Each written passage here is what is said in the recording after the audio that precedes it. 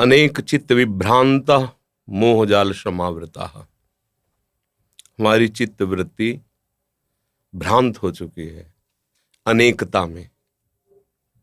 हमें बहुत से नाम रूप जड़ चैतन्य अच्छा बुरा गुण अवगुण ये सब कुछ दिख रहा है। मोहजाल समावृता, मोह माने अज्ञान होता है, अविद्या होती है। इससे हमारी बुद्धि आवृत माने ढक गई है। ढक जाने के कारण जो है वो दिख नहीं रहा है। कौन? भगवान कह रहे मत्तः परतरम नान्यत किंचिदस्ति धनंजय। इस संपूर्ण सृष्टि में मेरे सिवा कोई नहीं है। जब सृष्टि प्रभु ने रची तो किसी बाह्य सामग्री का कहीं भी किंचन मात्र कुछ नहीं था। जो अभी दिखाई दे रहा है वो सब मेरे प्रभु ही बने हुए हैं। प्रभु ही बनाने वाले हैं, प्रभु ही बनने वाले हैं। अब ये सृष्टि को जब हम प्रभु के भाव से देखेंगे, मान लो हम अभी भगवत भाव से नहीं देख पा रहे, लेकिन है ना प्रभु की, प्रभु हैं ये हम तो अनुभव नहीं कर पा रहे, पर प्रभु की है। प्रभु की है तो मुझे सेवा मिली है।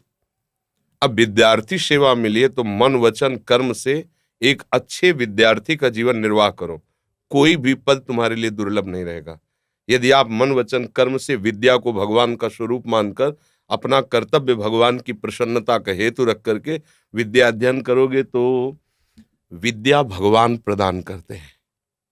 ये जो हम अपनी विद्या पढ़ के बुद्धि से करते हैं एक सीमित होती है, और जो भगवान विद्या प्रदान करते हैं तो असीम विद्या होती है। वो त्रिगुणातीत विद्या होती है, उसे कोई परास्त नहीं कर सकता। तो इसलिए बच्चा, विद्या भगवान का स्वरूप है। अध्ययन करना हमारी सेवा है। और हम किसी पद में पहुंचे या न पहुंचे, बात समझो, हम भारत देश में पूजा करने के लिए पैदा हुए हैं। ये भारत देश हमारा पूजा स्थान है। प्रत्येक प्राणी हमारा पूज्य है। और हमें डॉक्टर बनावे, मास्टर बनावे, हमें पदाधिकारी बनावे तो हम पूजक होंगे, स्वामी नहीं होंगे। अगर हमारी ये भावना है तो हम एक किसान बनकर भी पूरे देश का हित कर सकते हैं। हमें एक डॉक्टर बनकर, एक मास्टर बनकर हम अपने भगवान की पूजा कर सकते। अगर पदाधिकारी का अभिमान पोषण करने के लिए पद और अपनी वासनाओं की पूर्ति के लिए, तो पद की आकांक्षा मत करना। और अगर है कि हम अपने भारत देश के पूजा गृह हमारे भगवान का, हम यहाँ पूजा करना चाहते हैं, हमें कोई ऐसा पद मिले, ऐसा कोई शासन विभाग मिले, ऐसा कोई सेवा विभाग मिले जिससे बहुत लोगों को जो गरीब हैं, अशिक्षित हैं, जिनको हम सुख पहुंचा सकते हैं, हमें ऐसा भगवान पद दे और मैं वह सेवा करूं, तो निश्चित वो पद मिल जाएगा।